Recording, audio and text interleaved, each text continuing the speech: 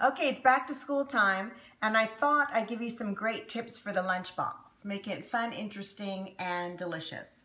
One, putting the banana in there. It's fun, you can write a message. Just take a push pin, and you could just write on the banana with the push pin. And when they open up their lunch, they'll have a message right there. Would that be fun? You can say, I love you, have a great day, all that. So it makes sort of fun, so they can just eat their banana doing that.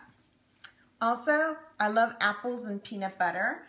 And a lot of people, like putting an apple in their kids' lunch, but they don't like to, cut it up or core it. So you can use our apple wedger. And we're gonna wedge and core the apple.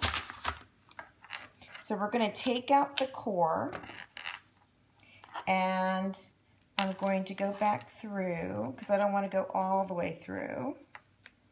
Push this back through, and we're going to load this up with peanut butter.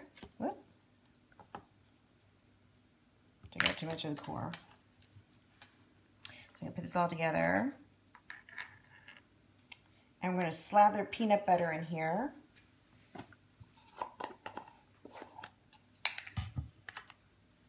Use our scoop and spread. And just put this in here. And use this sort of like glue. Put this apple back together again. I love the scoop and spread because you use one side for peanut butter and the other side for jelly, and you won't mess up your peanut butter and jelly sandwiches. So we're gonna pop this together. Did you check with the teacher first? And you do need to check with the teacher first. Thanks, Richard. You do need to check with the teacher first and make sure it's okay to have peanut butter in your child's lunch. You don't want to have this if a child's allergic in the classroom. You definitely don't want to have your child having some of the peanut butter in the classroom. So we're going to glue that all back together. So yummy. And we're just going to take some saran wrap. Pop that in there.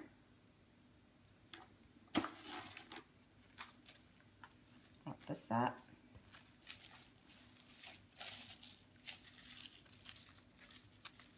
So a great peanut butter snack all together, and the kids can have their apple and peanut butter. Pretty cool. So it'll be oxidized and all that jazz. Okay. My favorite thing when my kids were growing up, they loved what they called their flying saucer sandwiches.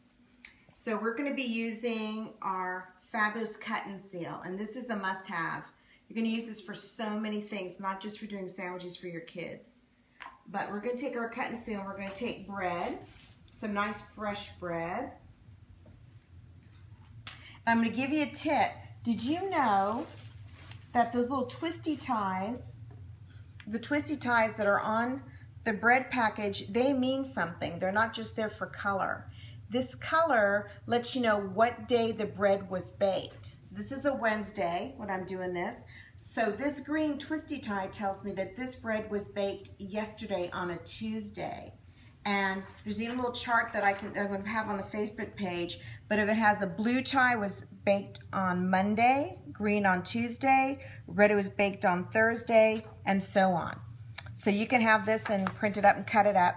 But that way it lets you know how fresh the bread was. We want to get more bang for our buck. So you want really fresh bread. So we're going to make our own Crustables. So we're going to take 2 slices of bread. You want to just gently to press the middle of it. I'm going to use the small scoop. So we're going to put a heaping tablespoon of jam. Or you can use Nutella. You can use flavored peanut butter. So you could do all kinds of stuff. And what's cool about this is that you get to control what's in your kids' peanut butter and jelly sandwich. Or you can use chicken salad. You can use tuna salad. You could do so many things with this. And understand that the Uncrustables that they sell at the grocery store, they sell for about 70 cents a piece, and you can make this for pennies. I think it's less than 20 cents. So this is called the cut and seal, so that means you're gonna cut first. So you're gonna go down, press down, and you're gonna do like they do like a spider cut.